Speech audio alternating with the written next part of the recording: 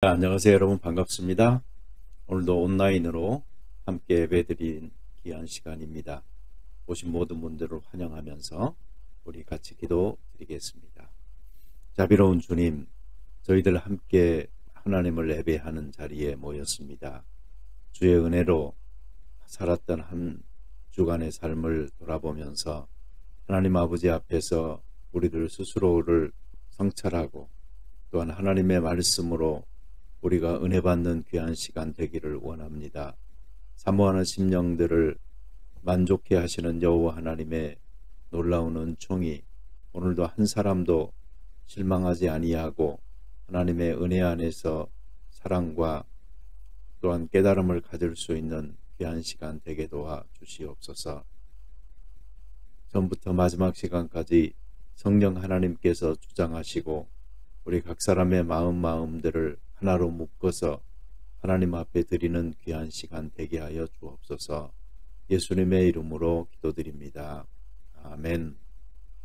오늘 성경 말씀은 사무엘하 7장 1절 말씀부터 17절 말씀까지 읽도록 합니다.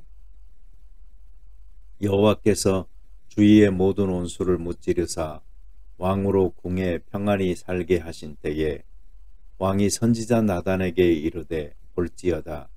나는 백항목 궁에 살거든 하나님의 궤는 휘장 가운데에 있도다. 나단이 왕께 와르되, 여호와께서 왕과 함께 계시니 마음에 있는 모든 것을 행하소서 하니라. 그 밤에 여호와의 말씀이 나단에게 임하여 이르시되, 가서 내 종 다윗에게 말하기를, 여호와께서 이와 같이 말씀하시되, 너가 나를 위하여 내가 살 집을 건축하겠느냐? 내가 이스라엘 자손을 애굽에서 인도하여 내던 날부터 오늘까지 집에 살지 아니하고 장막과 성전 안에서 다녔나니, 이스라엘 자손과 더불어 다니는 모든 곳에서 내가 내 백성 이스라엘을 먹이라고 명령한 이스라엘 어느 지파 가운데 하나에게 내가 말하기를, 너희가 어찌하여 나를 위하여 백항목 집을 건축하지 아니하였느냐고 말하였느냐. 그러므로 이제 내 종 다윗에게 이와 같이 말하라. 만군의 여호와께서 이와 같이 말씀하시기를, 내가 너를 목장 곧 양을 따르는 데에서 데려다가 내 백성 이스라엘의 주권자로 삼고, 너가 가는 모든 곳에서 내가 너와 함께 있어 내 모든 원수를 내 앞에서 멸하였은즉 땅에서 위대한 자들의 이름같이 내 이름을 위대하게 하게 만들어 주리라. 내가 또 내 백성 이스라엘을 위하여 한 곳을 정하여 그를 심고 그를 거주하게 하고 다시 옮기지 못하게 하며 악한 종류로 전과 같이 그들을 해하지 못하게 하여 전에 내가 사사에게 명령하여 내 백성 이스라엘을 다스리던 때와 같지 아니하게 하고 너를 모든 원수에게서 벗어나 편히 쉬게 하리라. 여호와가 또 너게 이르노니, 여호와가 너를 위하여 집을 짓고 내 수완이 차서 내 조상들과 함께 누울 때에 내가 내 몸에서 내 씨를 내 뒤에 세워 그의 나라를 견고하게 하리라. 그는 내 이름을 위하여 집을 건축할 것이요 나는 그의 나라 왕위를 영원히 견고하게 하리라. 나는 그에게 아버지가 되고 그는 내게 아들이 되리니, 그가 만일 죄를 범하면 내가 사람의 매와 인생의 채찍으로 징계하려니와, 내가 내 앞에서 물러나게 한 사울에게서 내 은총을 빼앗은 것처럼 그에게서 빼앗지는 아니하리라. 내 집과 내 나라가 내 앞에서 영원히 보존되고 내 왕위가 영원히 견고하리라 하셨다 하라. 나단이 이 모든 말씀들과 이 모든 계시대로 다윗에게 말하니라. 아멘. 오늘이 9월 첫 주일이죠. 그리고 봄의 첫 주일입니다. 또한 오늘이 Father's Day이기도 합니다. 정상적이었다면 아버지들이 오늘 꽃이라도 받고 좀 더 신경 쓴 점심을 드셨을 터인데 안타깝죠? 여러분 집에서라도 좀 잘 해주시기 바랍니다. 우리 온라인이지만 한번 해피 파더스 데이 한번 같이 해볼까요? 해피 파더스 데이. 자, 이렇게 우리가 이상스러운 상황을 맞으면서 사실 아빠들이 그 어느 때보다도 더 무거운 책임을 느끼고 그리고 고심이 깊어지는 때라고 생각합니다. 수입이 끊겼거나 수입이 줄었거나 예전같이 회복될 수 있을까? 또 이전에 일하던 직장으로 다시 돌아갈 수 있을까 하는 걱정들을 한편으로는 가지고 이 시간을 보내고 있는 것이죠. 이번에 코로나로 인해서 하나님께 돌을 던지고 싶은 사람이 많이 있을 줄로 압니다. 그 분노도 이해가 됩니다. 하나님이라는 분이 할 일이 그렇게도 없어서 질병으로 이렇게 수없이 많은 사람들의 목숨을 앗아가는가? 그리고 이렇게 많은 사람들의 삶을 고통 가운데 처하게 하는가? 나는 그런 하나님은 이해할 수 없어 라고 단호하게 말하는 분도 계십니다. 또 코로나로 인해서 더 깊이 하나님을 이해하게 됐다라고 말하는 사람도 많이 있습니다. 처음에는 분노했지만 그리고 이해할 수 없었지만 시간이 지나면서 인간들이 자신들에게 주어진 자유와 권리를 얼마나 남용하면서 이 지구를 학대해 왔는지에 대한 눈을 뜨게 된 사람들도 많이 있는 것입니다.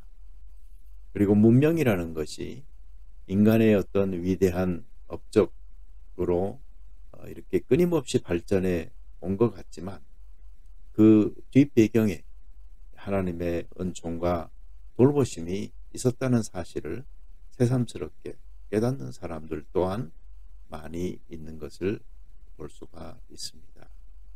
따라서 사람에 따라서 이 코로나 시기를 맞으면서 은혜 위에 은혜를 더해서 더욱더 은총의 자리로 깨달음 가운데로 헌신과 복종으로 나아오는 사람이 있는 반면에 또 코로나로 인해서 오히려 신앙에 회의가 생기고 더 나락으로 빠져드는 그런 사람들도 있는 것을 볼 수가 있는 것이죠. 그러나 여러분 힘내십시오. 특별히 아버지들 힘내세요. 아버지가 힘 잃으면 가정이 다 힘을 잃습니다. 아버지가 신앙적으로 먼저 서고 신앙적으로 이 어려운 때를 잘 감당하기 위해 일어나 가족들을 재건하고 함께 노력할 때 보다 더 밝은 코로나 이후가 될 것이라고 확신합니다. 여러분 백신 그 접종률이 올라가면서 특히 NSW주가 가장 앞서 있죠. 이제 점차로 제한을 좀 없애고 개방할 계획이라고 하니까 우리 좀 기대해 봅시다. 최근에 이 코로나 이 발병률을 보면은 2차까지 백신을 맞은 사람들 가운데서는 단지 2.5%만이 이 코로나에 걸리는 것으로 나옵니다. 확실히 백신이 큰 역할을 하고 있어요. 그러니 아직 안 맞으신 분들 어서 백신 맞으시기 바랍니다. 얼마 전에 제가 다른 교회 권사님과 이야기하고 있는데 그분에게 어디에서 문자가 왔어요. 보시더니 백신 맞지 말라는 그런 문자라고 말씀을 하세요. 그러면서 이게 맞냐고 물어보셔요. 그래서 백신을 맞는 게 좋다고 말씀을 드렸어요. 그랬더니 자기 다니는 교회는 목사님과 사모님부터 백신 맞지 말라고 그런다라고 그러셔요. 그러면서 처음에는 괜찮더라도 자꾸 맞으면 DNA를 변화시켜서 나중에 조종 당한다고 요한계시록까지 들썩이면서 그렇게 말씀을 하면은 굉장히 신앙적인 통찰이 있는 것 같지만 그거 아닙니다. 그러니 여러분 백신도 맞으시고 정상적인 그 생활 우리가 빨리 회복하여 되찾을 수 있도록 그렇게 힘써 주시면 좋겠습니다. 오늘 본문에 보면은 다윗이 하나님의 성전을 짓고자 했습니다. 그래서 나단 선지자에게 그 말을 합니다. 나단 선지자가 다윗의 말을 듣고 그거 좋은 생각이라고 동의하였지만 그날 밤에 하나님께서는 다른 생각을 가지고 계시다는 것을 나단 선지자에게 계시로서 알려주십니다. 여러분 기도하기 전에 생각은 그것은 나의 생각입니다. 반드시 우리가 기도해야 되는 이유가 무엇인고 하니 나의 생각 듣고 하나님의 생각으로 우리가 일들을 처리하고 또 인생을 살고 방향을 결정해야 될 필요가 있기 때문입니다.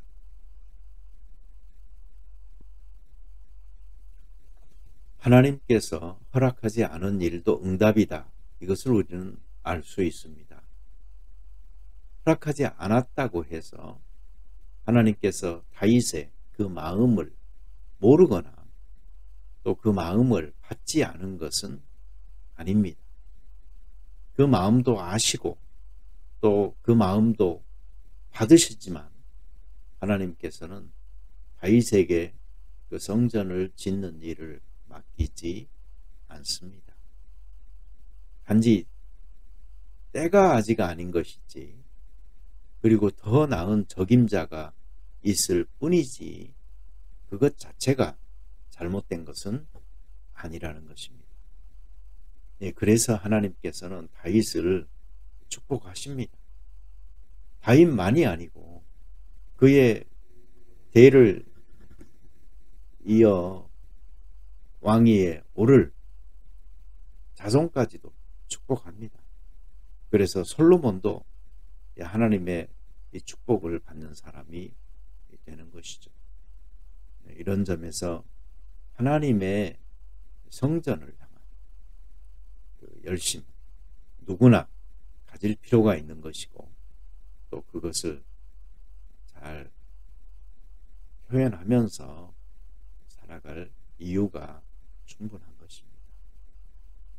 이 전쟁의 시대가 지나고 평화가 찾아왔을 때 그는 자기 자신은 백항목 궁에 거하는데 여호와의 언약궤는 휘장 가운데 있다라는 사실이 영 불편했던 것입니다.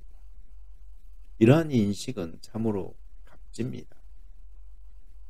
자기 형편이 좋아졌는데도 이를 당연히 여기다 못해서 부족하다 여기고 하나님의 전을 돌보지 않는다면 그것은 하나님의 기쁨이 되지 못할 것입니다. 하나님의 전을 건축하겠다 하는 이 다윗의 마음은 선했고, 그리고 그 의도는 나단 선지자에 의해서도, 그리고 하나님에 의해서도 받아들여졌습니다. 특별히 예루살렘 그 성전은 그 상징성을 생각할 때에 더욱더 소중한 건축이었던 것이죠. 오늘날도 이 교회를 먼저 생각하고 또 교회 중심으로 살아가는 사람들을 보면은 얼마나 복되다 싶은 마음이 있는지 모르겠어요. 우리 그 믿음이 참이라면 사실 이 신앙보다 더 소중한 것이 무엇이 있겠습니까? 어떤 것도 신앙보다 더 앞설 수는 없는 것입니다. 예배도 이렇게 온라인으로 드리는 요즘 우리는 그 신앙에 더욱더 중점을 두고서 살아갈 필요가 있는 것입니다. 이 주의 전을 사모하는 열심이 나를 삼키리라 라고 한 부분, 우리 신약 성경에서 예수님께서 예루살렘 성전을 깨끗하게 정화하는 사건 후에 제자들이 떠올렸던 성경 말씀으로 기억하고 있는데, 바로 이 말씀이 시편에서 다윗이 한 말인 것입니다. 다윗 자신은 정말로 주의 전을 사모하는 그 열심이 컸기 때문에 그 열심이 자기를 삼키는 그 표현을 했던 것입니다. 하나님이 계신 곳, 그리고 성전을 지음으로 그 하나님께서 더욱더 영광 받기를 원하는 마음이 이 다윗에게 있었습니다. 요즘은 이 성전을 짓고자 하는 열심이 너무 강하면 오히려 문제가 되는 경우가 많아요. 지금이 예루살렘 성전을 짓는 것과 같지 않거든요. 다시 말하면 개교회의 건물을 짓는다는 것이 예루살렘 성전을 짓는 것 같은 그러한 상징성을 갖지 않는다는 말입니다. 그럼에도 불구하고 많은 사람들이 이 성전을 짓는다는 것에 너무 큰 의미를 두고 강조를 하고 또 헌신을 함으로 오히려 성전에 하나님께서 갇혀버리는 그러한 신앙을 갖는 경우가 많이 있습니다. 그런데 우리는 오늘 이 성경 본문을 통해서 정말로 하나님께서 원하시는 것이 무엇인지를 분명하게 알 수가 있습니다. 그 문제는 이따가 좀 다시 한번 다루기로 하고요. 다윗처럼 이렇게 성전을 향한 큰 열심을 갖고 있는 사람이 있는 반면에 또 어떤 사람은 성전을 짓는다는 것에 대해서 너무나 회의적으로 생각하고 말하는 사람들이 있습니다.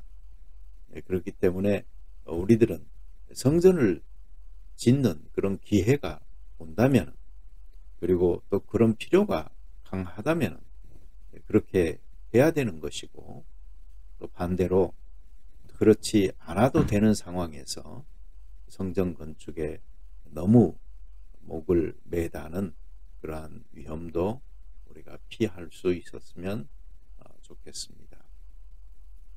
이 나단 선지자까지도 동의했던 일이었는데 이 하나님께서는 다른 계획을 가지고 계셨습니다. 다윗의 후손, 다윗의 대를 이어서 왕이 되는 사람에게 그 일을 맡기고자 하는 것이 하나님의 뜻이었고, 이것은 솔로몬에게 그대로 이루어지죠. 그래서 솔로몬이 하나님의 성전을 건축하게 됩니다. 언약궤를 시온산에 장막에 옮겨 놓았는데 그것이 마음에 걸렸어요. 이 언약궤가 그 휘장 가운데 있다라고 성경이 말하죠. 근데 여러분, 휘장이라고 하니까 뭐 대단한 것 같지만 그냥 커튼입니다. 커튼 쳐놓고 그 가운데 놓았다 하는 것을 보면 초라하게 있었다 하는 것을 알 수가 있죠. 특별히 다윗은 백향목으로 지은 궁에 거하고 있었으니까 이것이 영 자기 마음에 불편했던 것이죠. 이 다윗의 처소와 이 하나님의 처소 비교해 보세요. 어떤 말씀 생각나지 않나요? 그것은 학개와 스가랴 선지자가 외쳤던 말씀이 있어요. 너희들은 지붕이 있는 집에 거하면서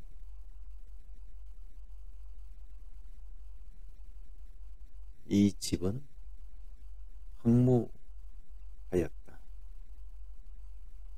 여러분, 이 집이라는 게 바로 이 성전이죠.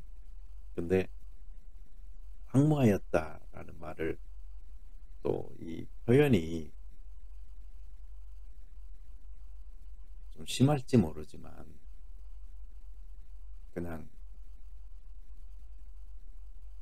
너희들이 방치했다라는 의미가 아니고요, 그냥 쓰레기 중에 놓아뒀다라는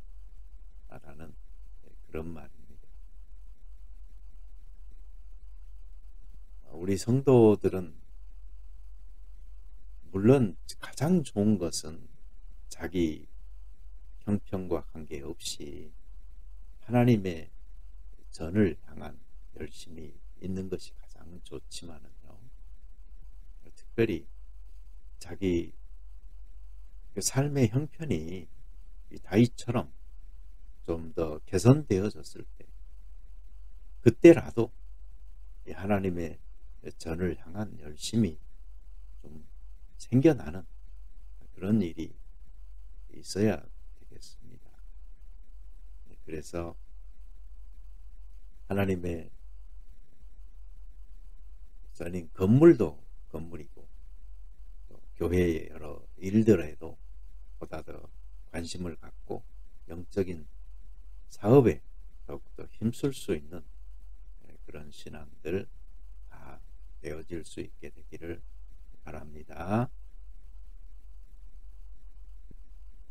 여러분, 그런데 항상 이렇게 잘 되는 것은 아닌 것 같아요. 보통 자기가 이 화려하다, 그리고 사치스럽다 하는 그런 계급, 또는 그런 반열, 또는 그런 레벨 수준에 이렇게 올라서잖아요. 그러면은 두 가지로 사람이 나뉩니다. 자기 주변의 고통과 배고픔을 돌아보는 사람이 있고요, 또 오히려 그것을 불편해하는 사람이 있어요. 그래서 무시하고 차단하고 오히려 떠나죠.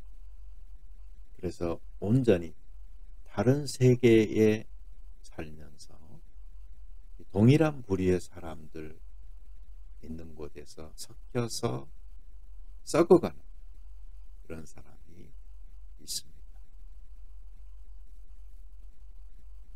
우리 조금 더 살만한 형편이 된 가정들이 더 고심하고 헌신하면서 교회를 세우는 일에 힘쓸 수 있게 되기를 바랍니다.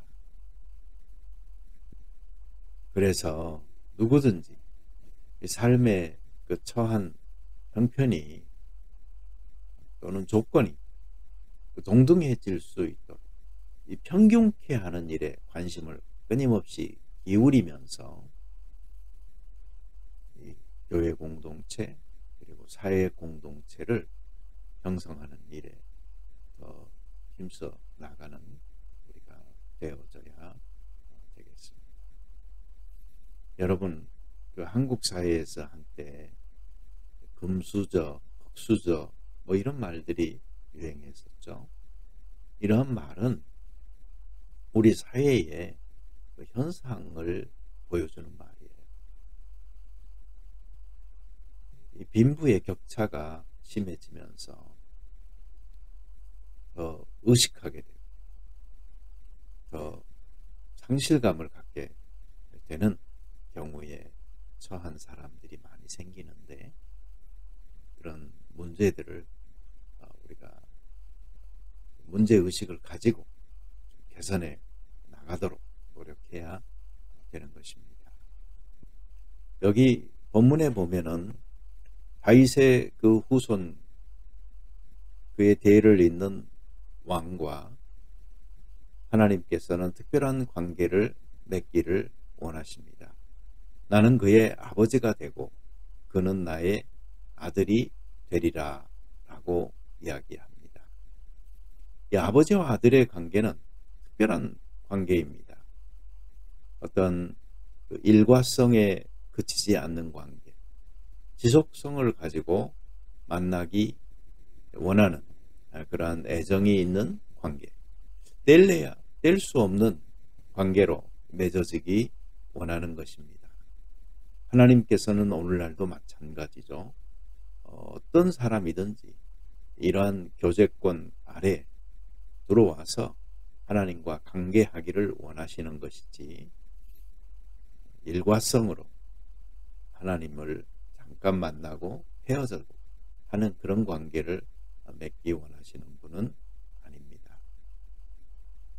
자, 그런데 이렇게 뗄래야 뗄 수 없는 특별한 지속적 관계 속에는 사랑과 징계가 함께 있다라는 것을 우리가 기억해야 됩니다. 이 둘이 같이 온다라는 말입니다.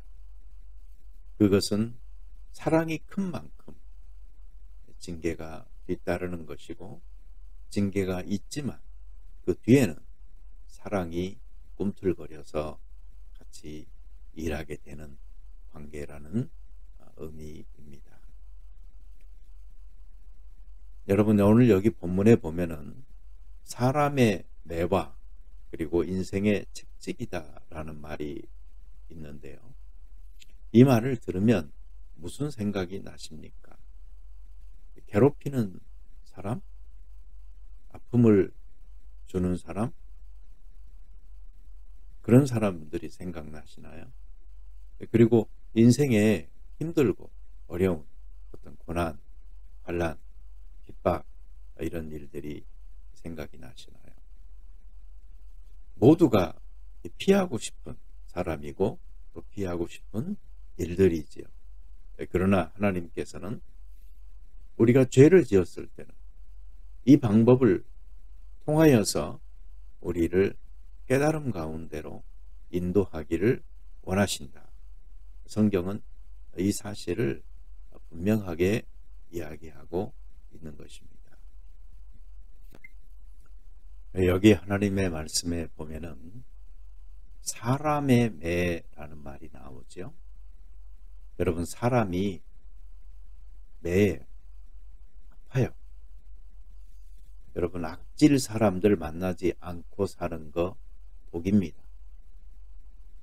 보통 사람들이 하는 말이 사람이 제일 무섭다고 말하지 않습니까?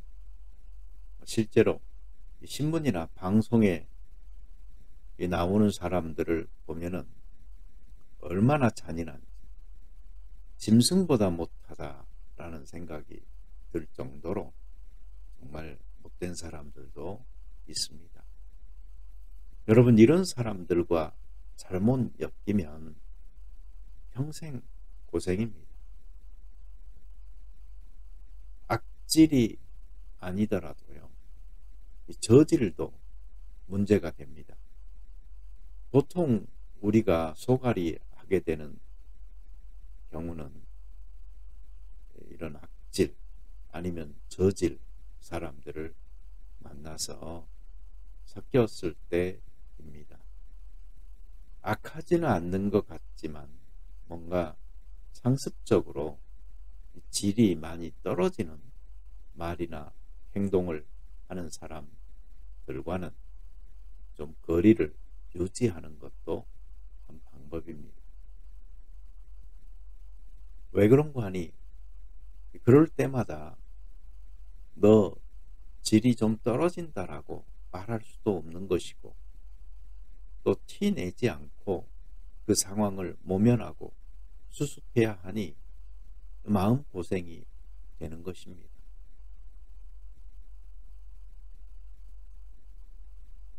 또 어떤 사람들은 보면은 이 정상적 범주에 드는 사람인데도 이 성질이나 기질이 좀 모나고 더럽고 가볍고 이래서 갑질이나 하려고 하고 폐악질이나 하고 그래서 꼴값하는 이런 사람들이 있어요. 이런 경우 여러분, 사람을 피하기보다는 그 상황을 피하면서 같이 살아가는 것도 한 방법입니다. 왜 그런가 하니 이런 사람들까지 피하려고 하면 만날 사람이 정말로 몇 사람 안 되거든. 우리 대부분이 거의 다 그렇다는 말입니다. 상처를 받기도 하지만 상처를 주기도 하는 그러한 부족함들을 우리 모두가 가지고 있는 것이죠. 사람 잘못 만나서 호되게 당하고 나면은 사람에 대한 혐오감이 생겨납니다. 그래서 사람 만나기를 싫어하고 심지어 두려워하게 되죠. 대인 기피증, 대인 공포증, 마음의 병이 생기게 됩니다. 그대로 두면은 시간 지나서 자연적으로 낫지 않습니다. 언젠가 상처가 다시 도지고 잠재의식 속에 있다가 나오게 되어져 있습니다. 그러니 치료도 적절하게 좀 받고 회복되어져야 됩니다. 우리 그 믿는 사람들이 자기 자신에게 꼭 물어봐야 할 질문이 있습니다. 그런 분들을 만날 적마다 혹 나에게도 저런 면이 있지 않을까. 그리고 깊이 자기의 생활을 돌아보면서 성찰해야 하는 것이죠. 그리고 또 한 가지 꼭 물어봐야 될 질문이, 혹시 내가 죄를 짓고 깨닫지 못한 채 회개하지 못하고 있는 것은 아닌가. 이 폭넓게 자기의 삶을 돌아보면서 회개할 수 있는 그런 계기로 삼아 축복이 될 수가 있습니다. 이 성경은 분명하게 말하죠. 이 고통이나 불행, 그 모든 것이 다 죄의 결과는 아니라고. 그러면서도 한편으로는 죄 때문에 하나님께서 우리를 깨닫도록 하기 위해서, 돌이키도록 하기 위해서 어려움을 주신다라고 이야기해요. 그러니 반드시 이 부분을 넘어가지 말고 어려움과 고통 속에서 이 질문도 함께 던져보실 수 있게 되기를 바랍니다. 네, 그리고 이 인생의 채찍이라는 말이 나오죠. 성경에 보면은 인생이라는 그 자체를 수고와 슬픔 뿐이다 라고 말한 구절이 있어요. 순식간에 지나가는 짧은 기간인데도 불구하고 그마저 이렇게 수고와 슬픔이라고 하니 참 고달픈 인생인 것이죠. 그래서 인생은 어쩌면 고통의 연속입니다. 고통당하면서도 그 고통의 이유를 모를 때 사람들은 괴로워합니다. 왜 고통을 당하고 있는지 내가 알고 당하면 억울하지 않고 참을 수도 있을 듯한데 그 이유를 몰라서 답답한 경우가 정말로 많이 있습니다. 그러나 이거 아십니까? 때로는 알지 못하고 당해야 의미가 있다라는 사실을, 다 알고 당하면 너무 싱거운 경우가 많습니다. 고통은 잘 참아내면 약이 됩니다. 잘 못 참으면 독이 되는 것입니다. 그러니 여러분, 고통의 의미를 내가 깨닫든 아니면 고통의 원인을 내가 모르더라도 그 고통은 잘 참아내야 됩니다. 그리고 이겨야 합니다. 그러면 그것이 약이 되는 것이고, 그렇지 않으면 고통은 독이 되어져서 우리의 인생을 망치는 것입니다. 특별히 사람의 매와 인생의 채찍을 드신 분이 하나님이신지 이것을 깨달았다면 머뭇거리지 말고 곧바로 회개하는 축복이 있기를 바랍니다. 자, 근데 이런 사람들이 있죠. 정말 착해요. 정말 선하고 하나님 만나지하고 은혜 가운데서 살기 원하고 사명도 갖고 있고, 그런데 실제적 삶을 보면은 고통 가운데 있어요. 그것이 무엇이든 간에 너무 어려워요. 저도 그런 분들 보면 안타깝죠. 정말 기도하게 되죠. 그런데 제가 지금까지 보면은요, 그런 분들은 하나님께서 더 특별히 사용하시더라고요. 정말 귀한 깨달음을 주시더라고요. 그래서 남들이 알지 못하는 하나님의 귀한 사랑도 더 많이 느끼고 체험할 수 있는 계기가 되더라고요. 그래서 저는 이런 생각을 합니다. 그런 분들은 하나님께서 더 특별히 사랑하는 사람이다. 더 특별히 연단하는 사람이다. 그래서 정금처럼 나올 사람들이다 라고 믿어요. 혹시 그런 가운데 있는 사람이라면 제가 축복합니다. 그리고 제가 확언합니다.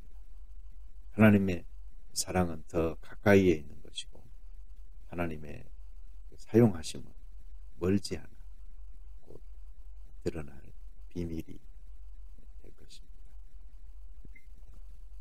이번에 이사하면서 지하에 있던 박스 몇 개를 꺼내서 열어봤습니다. 대부분이 쓸모없는 쓰레기들인데 10몇 년을 그곳에 보관하고 있었더라고요. 그런데 그 중에 책박스가 하나 있었어요. 그 책박스를 뜯어서 보는데 아주 특이한 제목의 책 한 권이 눈에 띄어요. 책 제목이 뭐냐면 장로, 걸림돌인가 디딤돌인가 하는 책이었어요. 내가 그 책을 왜 구했는지 읽었는지 어쨌는지도 모를 정도의 그 책이었는데 그 책 제목을 보는 순간에 떠오르는 장로님 한 분이 계셨어요. 정말 저에게는 걸림돌 같은 그런 어려움을 많이 주셨던 장로님이세요. 내가 자세하게 이야기하기는 어렵지만 저희의 아들을 고소하기도 하셨던 그런 분이세요. 그런데 시간이 많이 지나고 나서 지금 생각해 보면은 그분도 하나님께서 내 인생에 쓰셨던 한 사람이다 라는 생각이 들어요. 그래서 미움이나 어떤 보복하고자 하는 그런 감정보다는 그래서 지나갔던 한 시절에 그 깨달음을 주고 가셨던 분으로 그렇게 기억하고 싶은 그런 마음이 있습니다. 사람은요, 정말 큰 아픔을 주는 사람들은 보면은 항상 가까이에 있는 사람들이에요. 사실 멀리 있는 사람이 나에게 뭐 아픔을 주고 그럴 이유도 없고 그럴 일도 안 생기잖아요. 그러나 가까이 있는 사람들 속에는 그러한 일들이 얽히고 설켜서 상처가 되고 하는 경우가 많이 있습니다. 그런데 이런 사람의 매를 막고 우리가 고되게 아팠을 때 하나님께서 나를 깨우는 매로 받으시고 회개하실 수 있게 되기를 바랍니다. 그러면 회개가 바로 생명에 이르게 하는 회개요 축복이 될 수가 있습니다.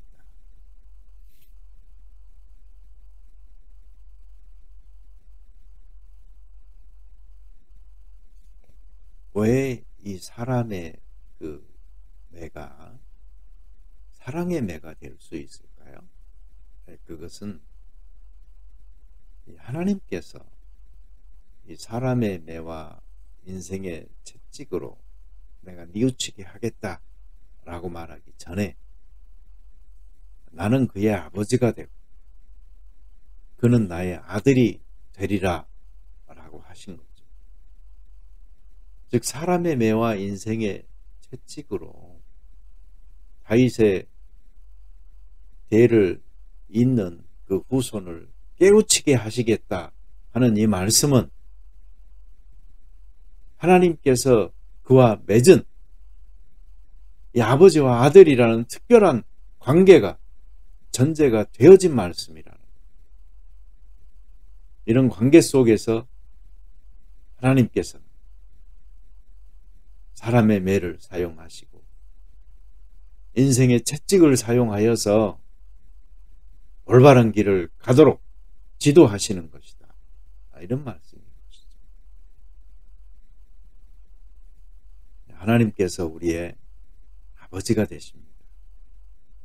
아버지는 자녀를 바르게 살도록 이끌 책임이 있습니다. 그래서 돌보잖아요. 그 중에는 죄를 지었을 때 그리고 회개하지 않았을 때 사람의 매와 인생의 채찍으로 뉘우치게 하는 것이 포함이 되는 것입니다. 그럼에도 불구하고 내가 사울처럼 그를 버리지는 않겠다라고 말씀하시는 것이죠. 다시 말하면 나를 버리지 않기 위해서 애쓰고 계시는 그 하나님의 모습이 바로 사람의 매와 인생의 채찍을 통하여 나타나고 있는 것입니다. 그러니 이러한 순간을 맞을 적에 낙심하고 절망하지 말고 오히려 하나님 아버지 앞에서 귀한 깨달음 받았다 생각하고 하나님을 향하여 돌아서는 귀한 은혜가 있게 되기를 바랍니다. 바로 이것이 하나님께서 사람의 매와 인생의 채찍을 통하여 우리에게 주시고자 하는 교훈이고 이것을 제대로 받는 사람만이 축복된 삶을 살 수 있게 되는 것입니다. 우리들 모두에게 주어진 어떤 인생의 채찍이든 사람의 매든 그 너머에 있는 하나님의 그 사랑을 깊이 느끼는 귀한 계기가 되어지고 우리 삶을 다시 세우는 은총이 될 수 있도록 잘 받아들이는 우리가 되시기를 축원합니다. 이 시간 같이 기도 드리겠습니다. 하나님 아버지 감사합니다. 우리가 삶의 어려움을 당하기도 하고 또 사람으로 인하여 고통스럽게 우리가 시간을 보낼 때도 있습니다. 그러나 이 모든 것들이 무의미하게 찾아온 것이 아니고 많은 경우에 우리를 깨우치기 위한 하나님의 사용하는 방법이라는 것을 알고 우리가 죄를 뉘우치고 하나님께 돌아오는 귀한 계기가 될 수 있게 도와 주시옵소서. 그리하여 하나님께서 매를 통하여서 채찍을 통하여서 보여주는 하나님의 진노를 넘는 사랑을 깊이 깨닫고 알수록 아버지와 깊은 교제 속으로 들어가는 축복이 있도록 도와 주시옵소서. 예수님의 이름으로 기도드립니다. 이제는 우리 주 예수 그리스도의 은혜와 성부 하나님의 극진하신 사랑과 성령님의 위로와 감동 감화 충만하심이 오늘도 하나님 아버지 앞에서 하나님을 아버지라고 부르는 자녀로서의 특권을 가지고 있는 사람들로 사람의 매와 인생의 채찍을 통하여 교훈하시는 하나님을 밈을 깨달아 진정한 회개에 이르는 축복을 누리기 원하는 귀한 성도들 그리고 가정과 교회 위에 지금부터 영원토록 함께 하기를 간절히 축원하옵나이다. 아멘.